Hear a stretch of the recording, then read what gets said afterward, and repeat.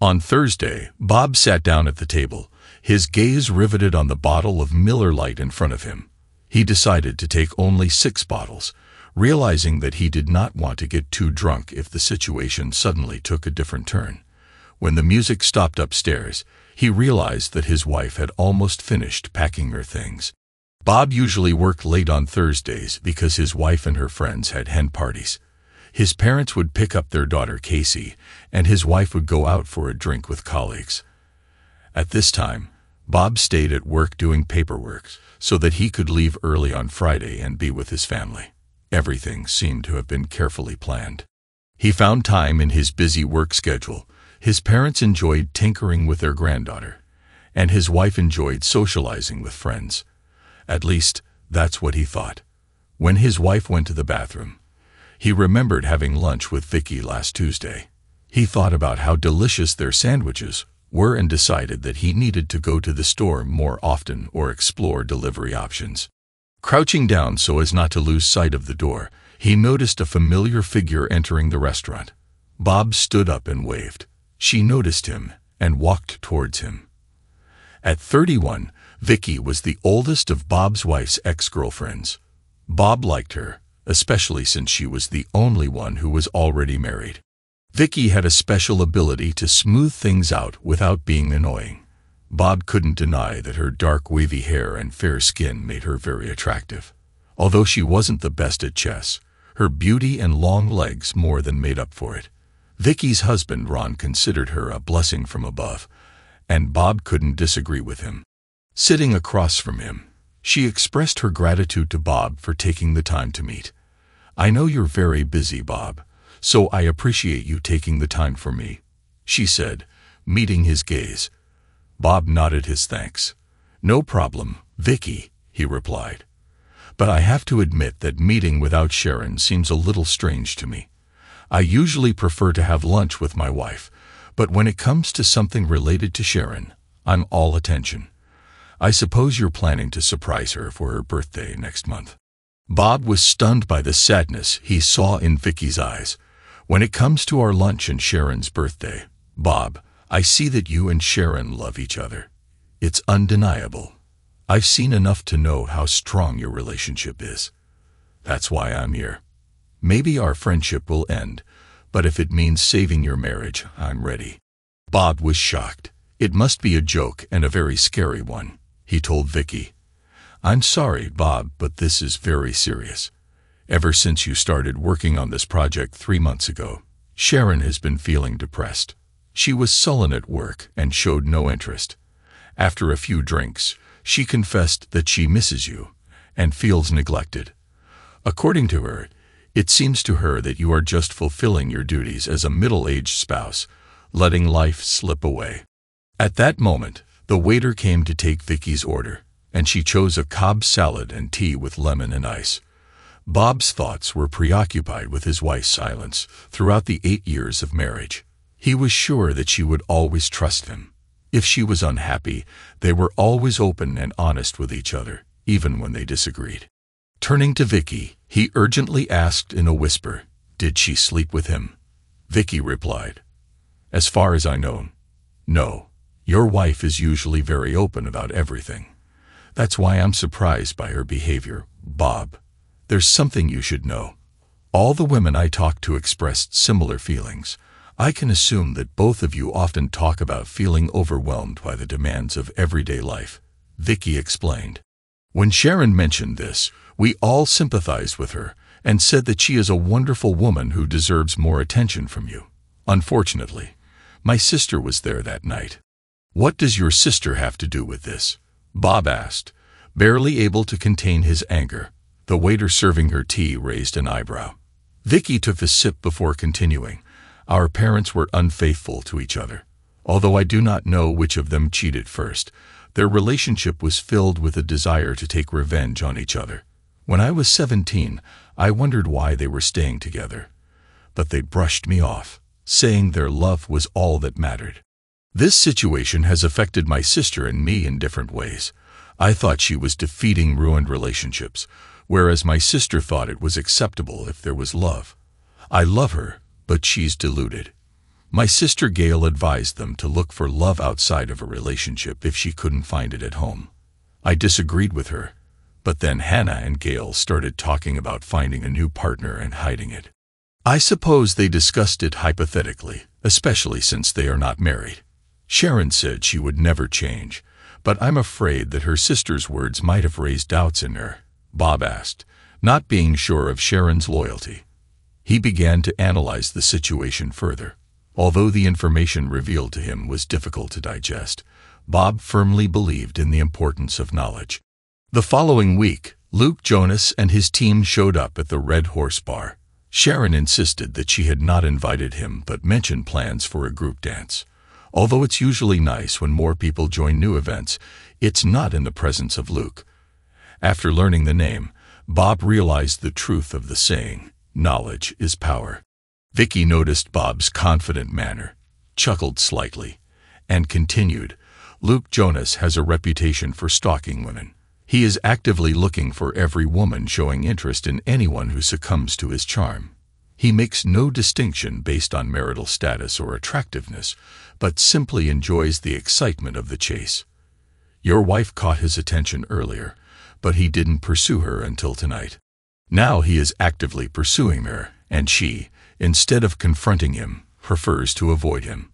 It is widely known that if Luke is accused of another inappropriate harassment, he will be fired from his position. Despite the possibility of ending his courtship, she prefers not to do so. In the last few months, they have often been seen talking in the cafeteria. When I tried to bring up the subject, she became defensive, claiming that they were just friends, and that Luke was a good listener who understood her problems. I asked her if she would behave the same way if you were around, and she blushed, admitting that she wouldn't. Then she got upset, mentioning that she felt unnoticed by you. After that, I stepped aside and began to watch her closely. Everything seemed to calm down at work, and I thought everything was back to normal, until that event happened 3 weeks ago. When the food arrived, Vicky began to eat. Bob, watching her closely, took a sip of lemonade. His mind was occupied with other things.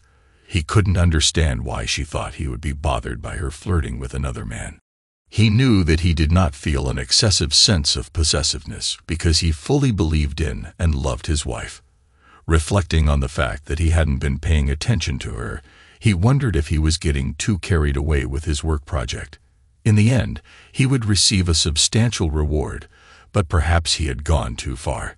The incident that happened 3 weeks ago continued to haunt him with curiosity. Was he ready to get to the truth? Bob and Vicky sat in silence for the next 5 minutes, giving him a chance to digest her revelations. Undoubtedly, he was upset. She had no excuse for such a close relationship with another man. And yet, to some extent, he could understand her reasoning. If he had been more attentive, perhaps this situation could have been avoided. By not revealing her flirtatious actions, she was, in fact, deceiving him. Ignoring her lies, he decided to sort out the situation and talk to her about what was bothering him. If she was honest and wanted to distance herself from Luke, they could solve this problem. He was sure they could handle it if nothing serious had happened in the last 3 weeks. With this attitude, he gained a sense of stability and was ready to cope with whatever happened. Vicky looked at him sympathetically. That's where things take a turn for the worst, Bob, she said.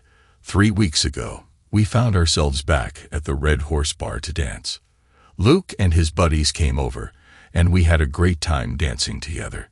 Sharon drank more than usual, and Luke constantly bought her drinks, as a result of which she became very drunk.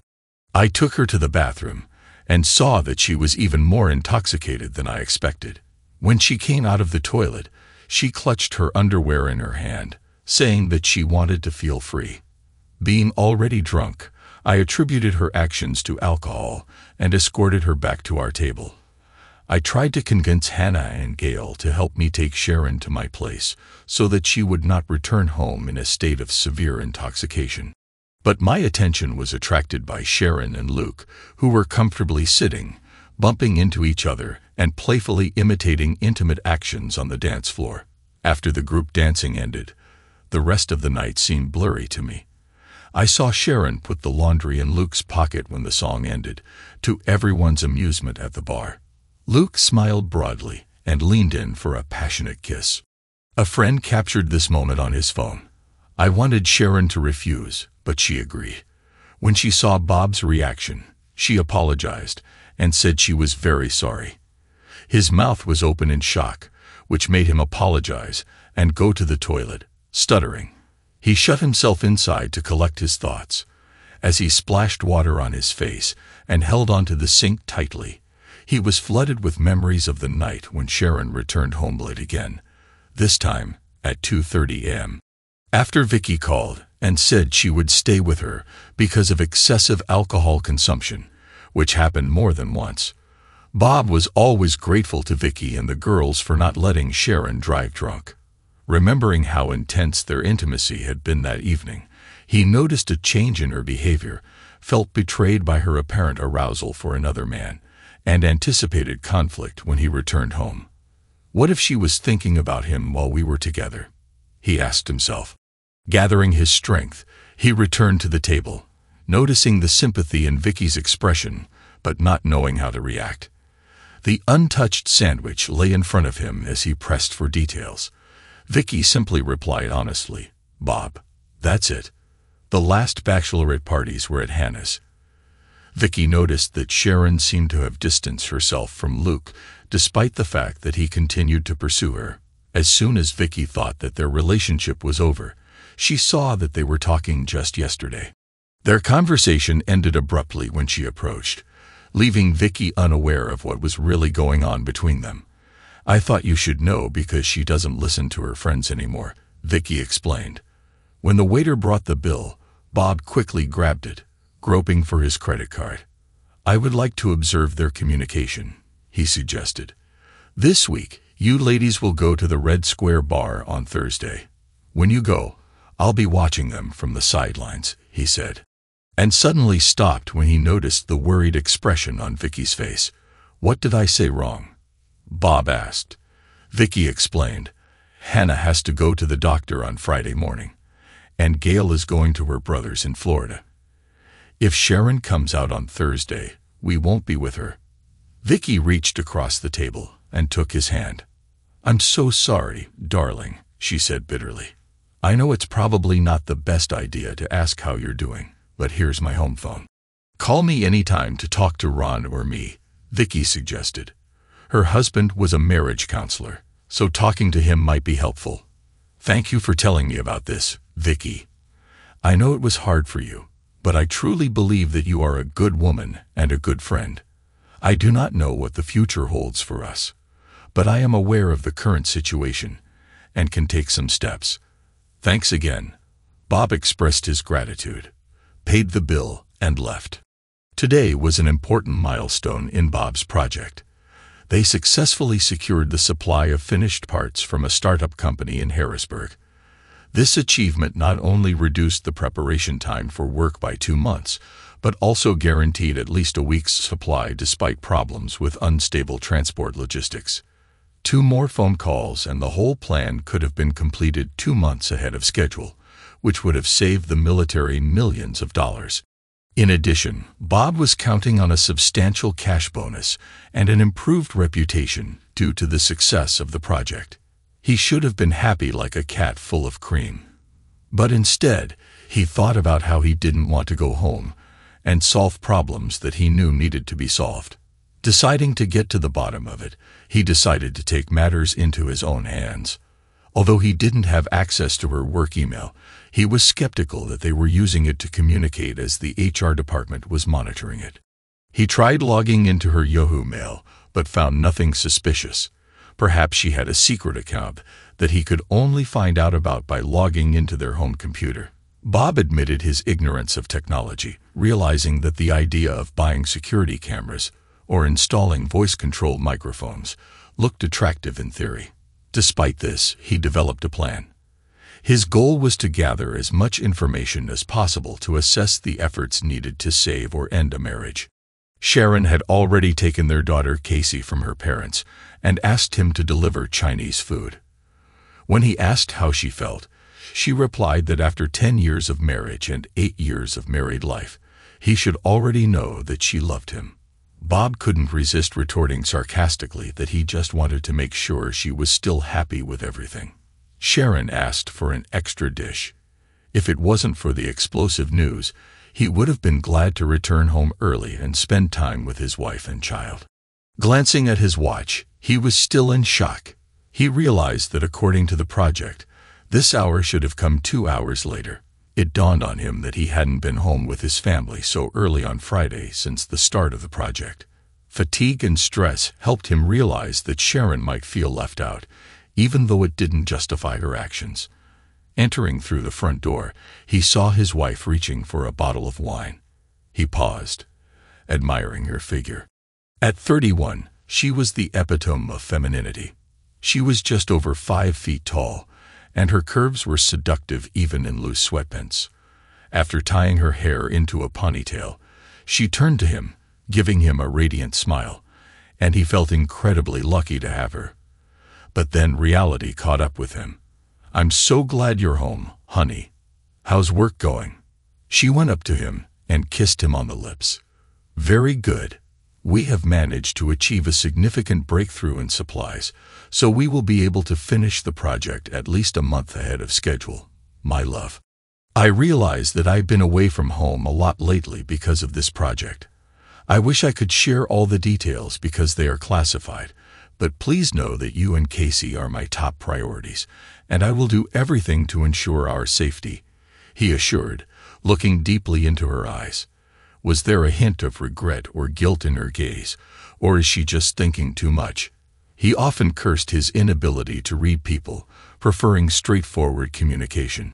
He believed in honesty and scrupulousness, and this method served him well for 34 years. He saw no reason to change it now. "Oh, my dear," she replied. "We both love you and understand. I wish you were around more often, but I know it's temporary. Still, I appreciate your recognition." She seemed close to tears. Was she really touched, or was she just putting on a show?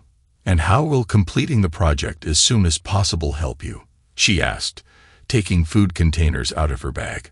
"First of all, it means that a significant bonus will be added to my salary. The exact amount has not yet been determined before the approval of the project, but it is definitely not small. In addition, the successful completion of our first government project may bring additional orders to the company. As a project manager, I can offer lucrative opportunities to government contractors who need my help.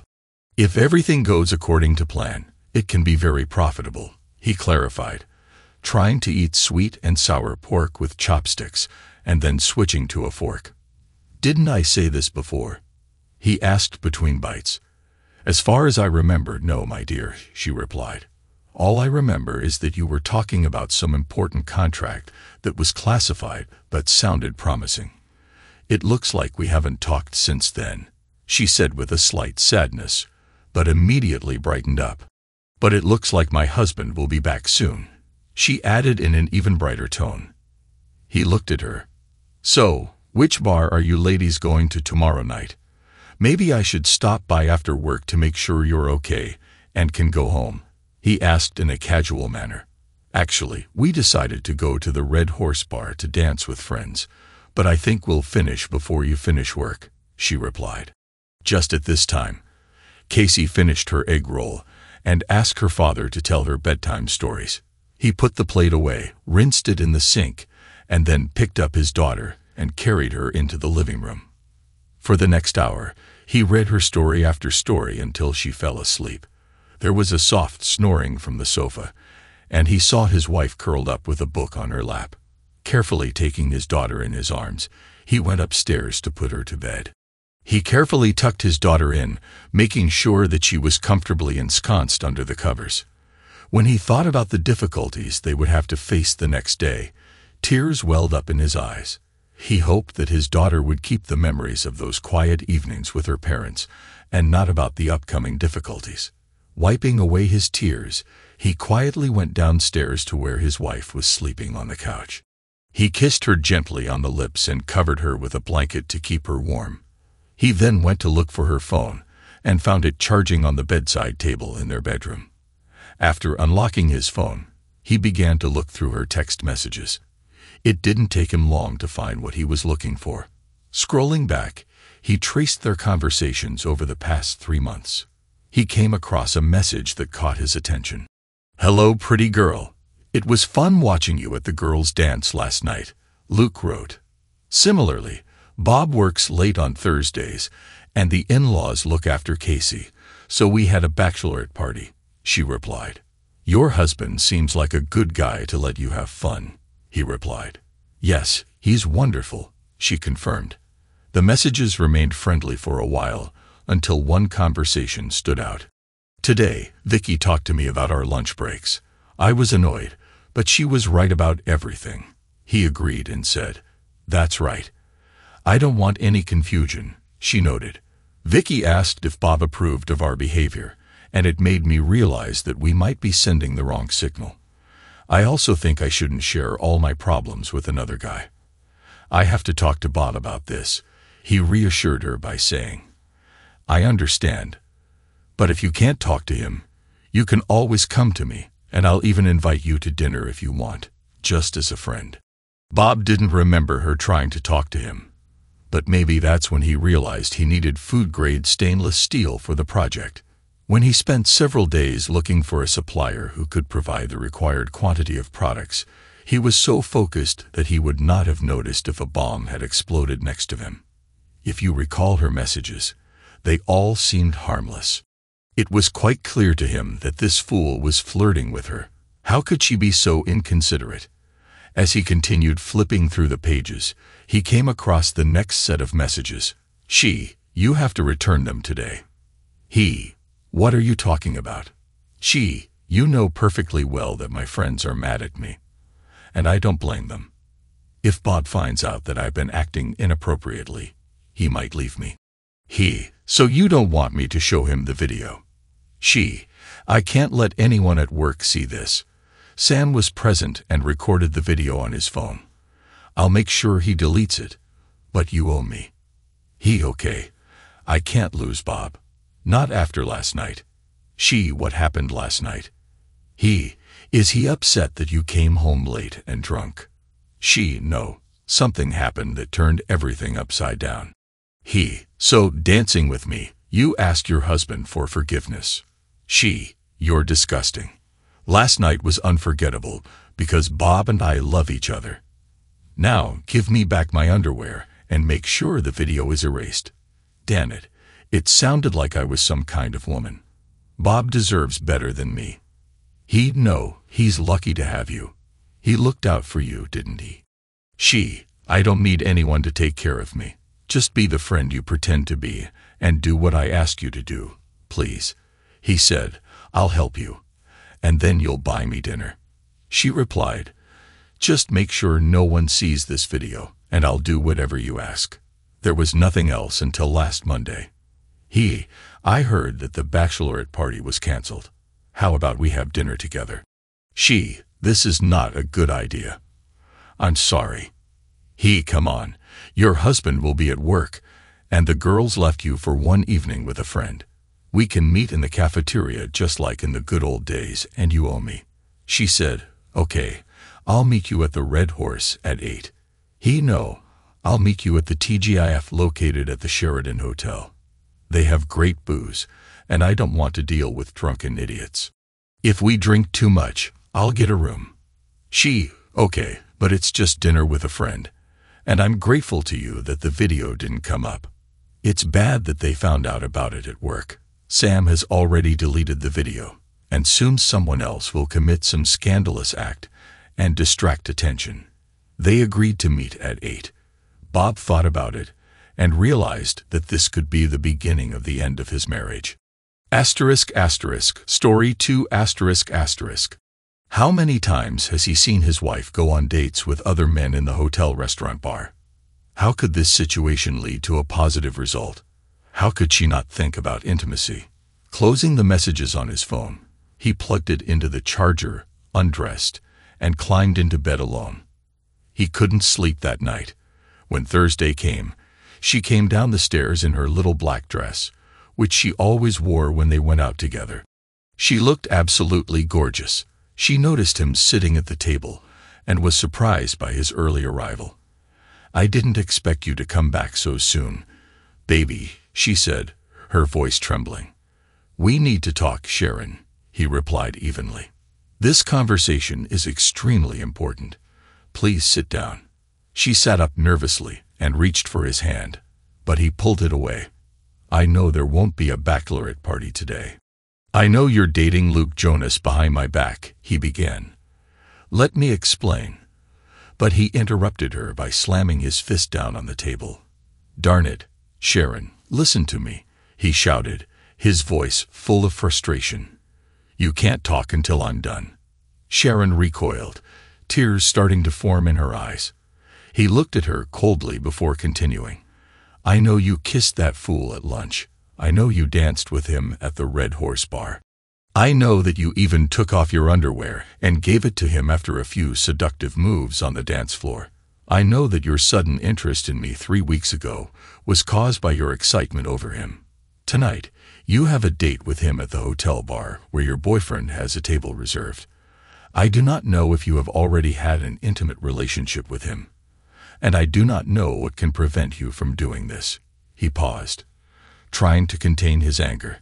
"Sharon, you deceived me by hiding information about Luke, your risky behavior, and going to your friends.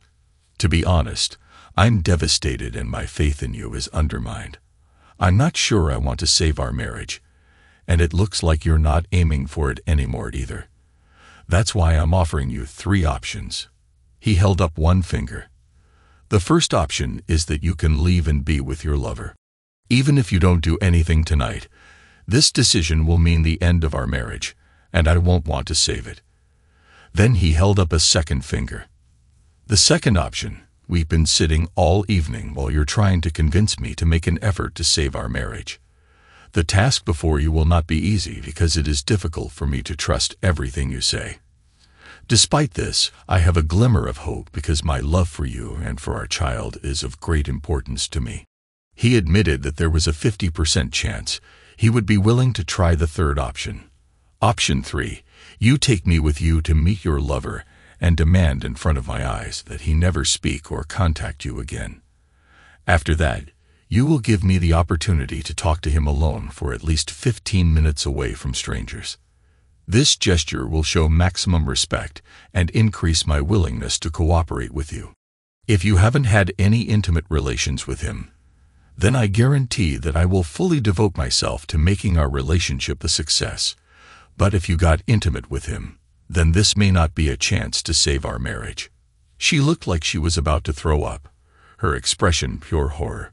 The question hung in the air for what seemed like an eternity. She seemed to be holding back the urge to vomit as she looked at him. "Bob, I'm sorry for everything, and I really need to talk to you," she said urgently. "As for your question, who will be driving, you or me?" He was stunned by her unexpected choice. He assumed that she would spend the whole evening trying to justify her actions. By agreeing to meet her lover, she earned a few points, but she was still deeply wounded. He took the keys and followed her to the car without hesitation. Opening the door for her, she was on the verge of tears. When he pulled out onto the road, she looked at him. "I ruined everything, didn't I?" she asked quietly. "Yes, Sharon, you really messed up," Bob replied, focusing on the road. "What can I do to fix this?" she asked. He thought for a moment. He had several ideas in his head. "Well, first of all, from now on, complete honesty. It goes without saying, but it seems like you think it's okay to withhold information that I need to know or constantly deceive me. Besides, you have to find a way to earn my trust. I don't know how you plan to do this, but to be honest, I didn't break the trust. There is one more point that, in my opinion, does not require clear wording, but still, I will say it. He is no longer a part of your life. If we're going to continue our relationship, you shouldn't talk to him at work. You don't need to ask how his day went. If he ends up in the same bar as you, you need to leave. If you can't leave, contact me immediately. You refuse to accept drinks or gifts from him and completely stop all communication. No matter what he says, when we get back tonight, you'll tell me everything. I admit that I was too absorbed in this project, and I will take on some of the responsibility. If you have any grudges against me, please express them. And finally, sign up for a marriage counseling session. If you want to choose a consultant yourself, don't be shy. Ron can recommend someone to you. After Bob finished speaking, a message suddenly came to her phone. She glanced at it quickly, and her face turned even paler. "It's him, wondering where I am," she whispered softly. Bob held out his hand, and she handed him the phone without saying a word. He started scrolling through her text messages. There were several messages sent earlier that day. "Hi, I've booked a room with a jacuzzi. Maybe we can relax after lunch. Take a bikini with you." "You can't get me drunk enough to take a hot bath with you. I'm not taking a bikini with me." "We'll see. You know what happens when you drink. Maybe you won't need a bikini." The message followed. "Where are you?" "While I was waiting for you, I decided to have a glass of wine." Bob replied, "I'm a little late. I have a surprise for you." You must have brought a bikini with you." Bob returned the phone to his wife. She read the messages and just hung her head. "You do realize that these messages won't help you in your case, right? Judging by today's messages, you have already planned to meet with him tonight. How much worse will it look if I scroll further?" he asked, realizing how terrible it would be.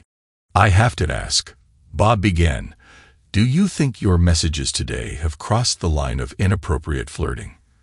Can you understand that these conversations have completely destroyed my trust in you?" He heard her crying. "Bob, I swear I just wanted to have dinner tonight. I never had any intention of sleeping with him." But Bob couldn't help but look at her in disbelief. "Were you going to give him your underwear like you did a few weeks ago after you took them off?" He didn't think she could get any paler, but it turned out that Bob was wrong. "Sharon, we've almost reached our destination. You should touch up your makeup and prepare for what you're going to say to Luke, and please refrain from whining," he said as he lowered the visor and took a napkin out of the glove compartment. Gaining her strength and wiping away her tears, she carefully applied mascara. In a calmer voice, she asked Bob, "I understand why you think Luke is playing games with me. When you brought it up, I realized that you were right. But Bob, how could I not have noticed that, despite my recent decisions, which may indicate otherwise, I am not a knave girl? I've rejected more attractive and sophisticated men than Luke, so why did he choose me? That's one of the reasons I find it hard to believe what you're saying right now, Sharon. You are a beautiful, intelligent woman who should be able to see through this deception. Imagine if I picked up some woman in a bar and then lied to you that I was going to have dinner with her tonight. No wonder you feel so angry and resentful," Bob expressed. Her complexion seemed to have returned to normal, and her voice was a little stronger. "Okay, I made a mistake, and now I have to figure out how to fix it. Thank you for giving me another chance," she said, bending down to kiss her husband, but he turned his head at the last moment, allowing her to kiss his cheek. "I won't get over this easily, not in the long run," Bob said. She looked at him in surprise. They were usually very affectionate. "I hope we can work things out in the end. What should I tell them?" she asked as they drove up to the restaurant and found a parking spot. Bob turned off the car and tried to contain his anger. "What do I want you to tell him, Sharon? Our relationship is on edge because of what you did with that fool. You've destroyed the foundation of our marriage. Maybe our daughter will spend Thanksgiving with you and Christmas with me. I need you to understand this, so tell him whatever you think is necessary." After a moment of silence, she sighed and opened the car door. When they reached the restaurant and the hotel, she made a barely noticeable gesture as if wanting to take her husband's hand. He didn't resist, but he didn't reciprocate either. When they entered the restaurant, the red-haired hostess greeted them from behind the counter and asked if they had booked a table together. Before Bob could answer, his wife intervened in the conversation, mentioning that they were meeting someone who had already arrived. The waitress confirmed her remark and offered to show them to the table. Since Bob didn't know what this man looked like, he followed his wife. She gave her husband a gentle nudge and pointed toward the back of the restaurant, where a man was sitting at the door of the hotel, engrossed in his phone. With purposeful steps, she approached the table and stopped without sitting down. The man looked up, saw her, and smiled broadly. It was only when he noticed Bob standing behind her that his expression changed. The smile disappeared, and his eyes narrowed slightly. He's worried about our relationship, and I have to admit that after our conversation, I share his concerns. For the first time in our marriage, I gave him reason to doubt my loyalty. I am determined to correct the breach of trust that was caused by my association with you. I don't want to have any more contact with you. Please refrain from calling, texting, or any other contact with me. I take full responsibility for the current state of our relationship and have decided to put an end to it. My husband now knows about my unseemly actions at the Red Horse Bar. I intend to do everything possible to fix our relationship with him. I will report this whole situation to the Human Resources Department tomorrow. I will tell them that any attempts to involve me in non-work-related conversations will be undesirable. While my husband is talking to you, I'll sit at the bar, she concluded, giving Bob a quick kiss on the cheek. She apologized softly, her eyes briefly meeting her husband's. When she left, Bob felt relieved. Surprisingly, the situation was resolved even better than he had hoped. When he sat down opposite the shy playboy, Bob couldn't help but appreciate him. With his dark hair, slender figure, and impeccable fashion sense, one could argue that he was attractive, but the ability to evaluate men had never been his strong suit. It was difficult to determine his height when he was sitting, but he caught his lingering gaze at the glass of wine in front of him, which only strengthened his suspicions. Bob needed to keep his composure and think about what to do. He had an idea of exactly what he wanted, but he would have to improvise as the conversation progressed. Bob was not a quick thinker. So you decided it would be a surprise to see her in a bikini, Bob said with a half-smile. Do you really think she told you everything? He replied, grinning. Now that he was standing in front of Bob, he felt calm. It was a situation he could handle. Actually, yes. I've known her for 10 years and been married to her for 8 years. I think I understand her better than some cute guy who's been stalking her for 3 months now, Bob said, keeping a smile on his face. The waiter came up and asked if they could bring drinks. Bob asked for a double Johnny Walker Black on the rocks. She definitely knows how to please a man, he said with a grin. Luke looked at the glass of wine he had ordered for her. Yes, it's true this time, Bob replied, grinning broadly. But I don't think you're talking based on your experience, Luke joked. Do you need photos then? He laughed. Luke was trying to provoke Bob. Bob resisted the urge to reach across the table and instead just laughed. You don't have any photos. If she had gone that far with you, you wouldn't have had to put something in her drink. What do potential violators use these days? Bob's guess was confirmed by Luke's surprised reaction. He recoiled when Bob leaned closer to him at the table. Anger surged through him. You disgusting coward. I have to teach you a lesson right here and now, but I can't risk going too far. I don't want to end up in jail. I offered my wife 3 options, and now I'm offering the same to you. Bob pointed a determined finger at him. First of all, you will leave immediately. You will apologize to my wife right now and quit your job tomorrow. I won't take revenge, but you have to leave the city. Secondly, admit to the police that you drugged my wife. You'll do your time, and then you'll stay away from my wife. I'll keep an eye on you, but I won't touch you. I've signed us both up for boxing classes, which will start in 4 weeks. We will enter the ring, sign injury waivers, and not leave until we both run out of steam. And when you come to your senses, you'd better stay away from my wife. Then you will leave the city. While Bob was talking, the waiter brought his whiskey. Bob took a deep sip, feeling the warmth of the alcohol. It's time to collect my thoughts. You probably think I'm Maeve. Why would I agree to any of these options? Luke chuckled. Bob returned his grin with what he hoped was a menacing look. Because you don't want to spend the rest of your sad life constantly looking over your shoulder every time you walk to the car in the dark. You will be afraid that I or one of my accomplices is lurking nearby, ready to harm you. Every time you open the door, you won't be sure that I or one of my accomplices won't break in, detain you, and hurt you. When you go to the bar, you will be afraid that I or one of my friends will mix your drink and expose you to unspeakable actions before harming you. You won't take any chances. You're a coward.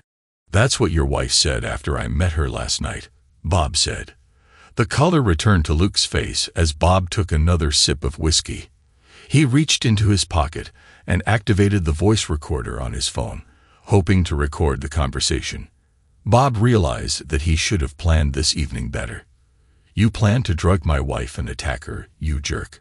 Are you willing to risk a lifetime of agony, assuming that I won't take action? It's time to confront Bob. The drugs were supposed to prepare her for the arrival of my friends. In a moment of desperation, Bob reached out and grabbed Luke by the collar, pulling him closer.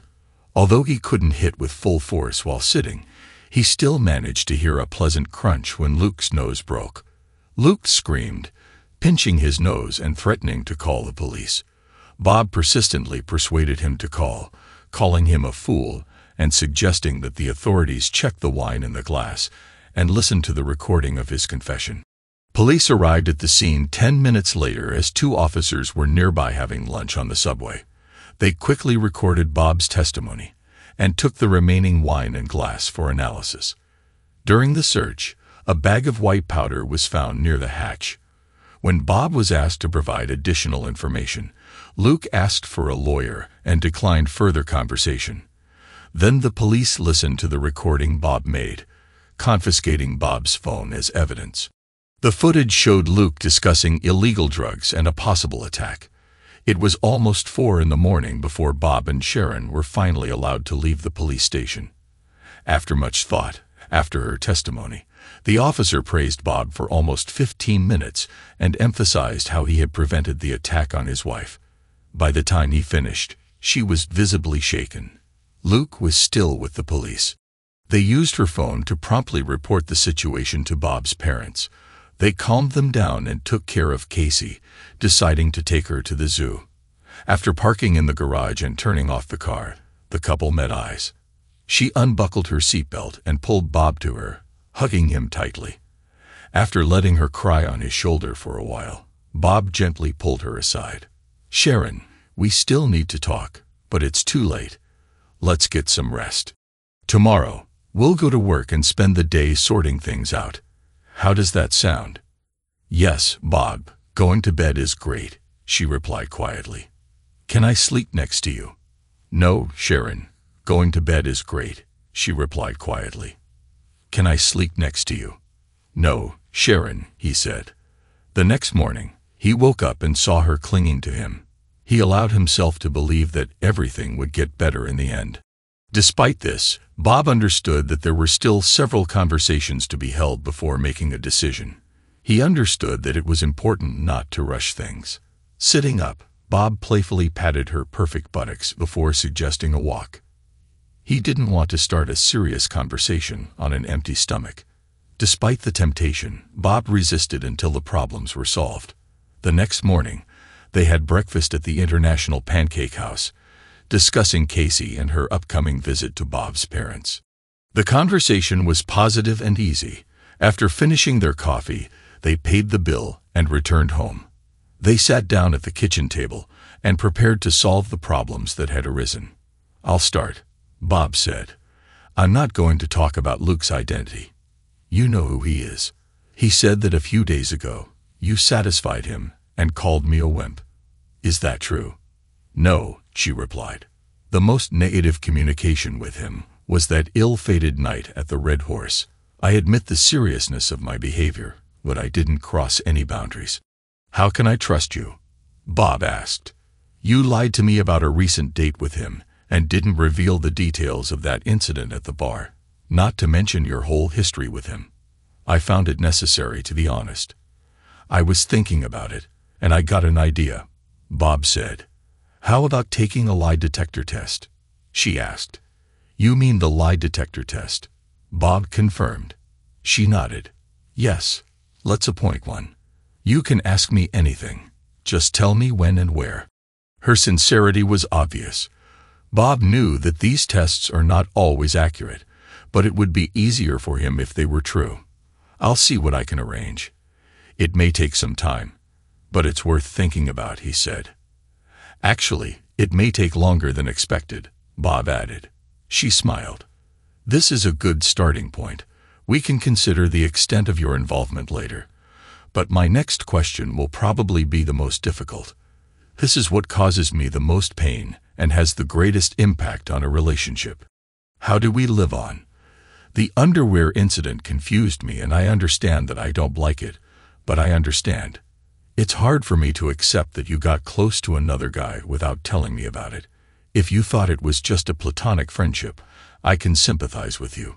But what I can't understand, and what makes me pull away before I feel even more pain, is that you claim to be dating your friends when you actually had dinner with him.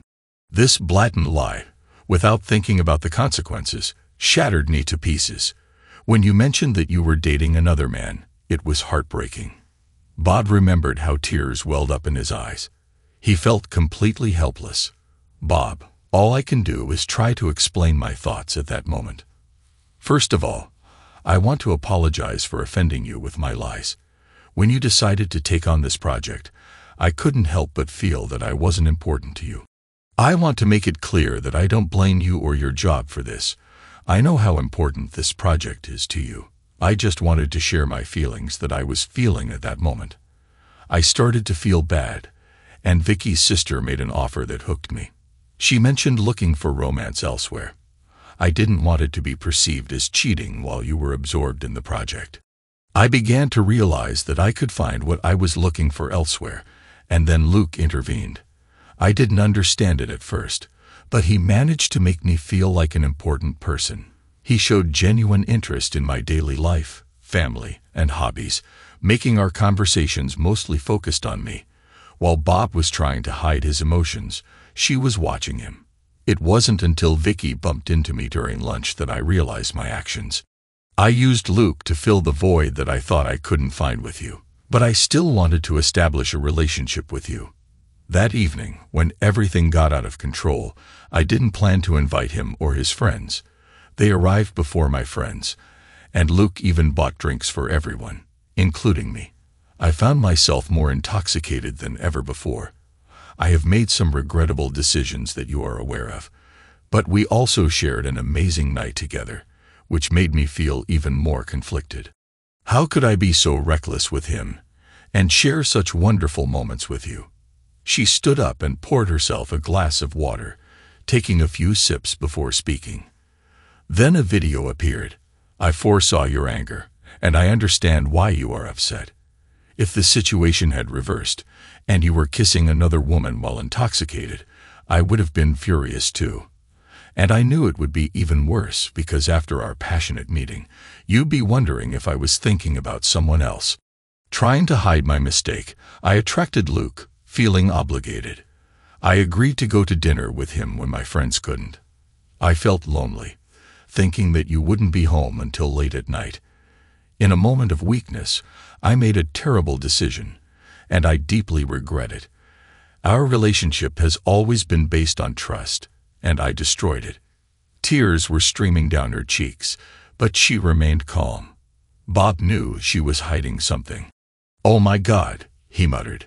"We have not yet returned to what we were, but in time, we will be able to do it if you are ready to devote yourself completely to this."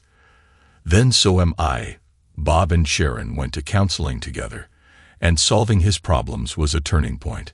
The most important lesson for him is that he didn't really know the woman he once married. The consultant advised Sharon to take a lie detector test, and she agreed, although Bob saw uncertainty in her eyes.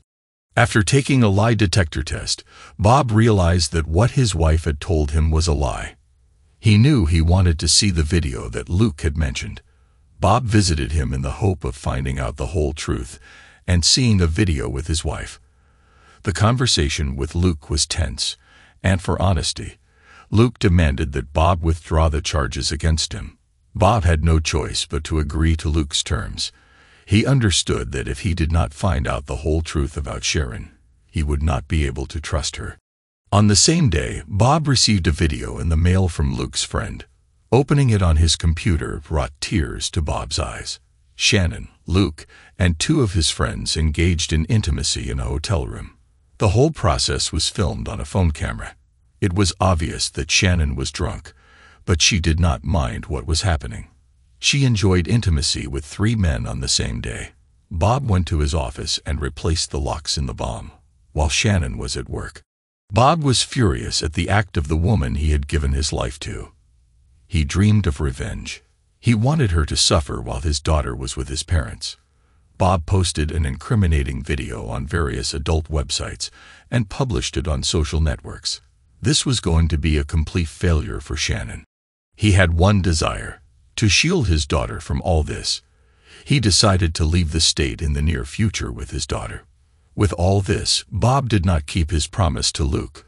He did not withdraw his accusation at the police station.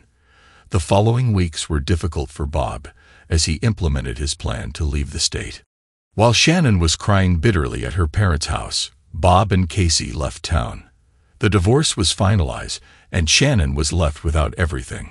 Without a husband, without a daughter, without a home, and without means of subsistence. During these few weeks, Bob managed to make himself bankrupt, sell his house, and leave his unfaithful wife in poverty. Shannon had to decide for a long time how to live on because she was disgraced. Many friends and relatives knew about her intimacy with several men, not to mention those people who were not personally familiar with her. Shannon understood that she had hurt her husband, but she did not understand how he could do this to her. Her life turned into chaos. She was fired from her job, and she couldn't get another job because of her reputation. Shannon's nerves were thin. She drank a lot and stayed out of the house until a terrible thing happened. Intoxicated, she drove her father's car to Vicky's to say that she had brought her life into chaos. Shannon understood how Bob found out everything, but fate was not on her side. In an instant, Shannon's car twisted several times around itself.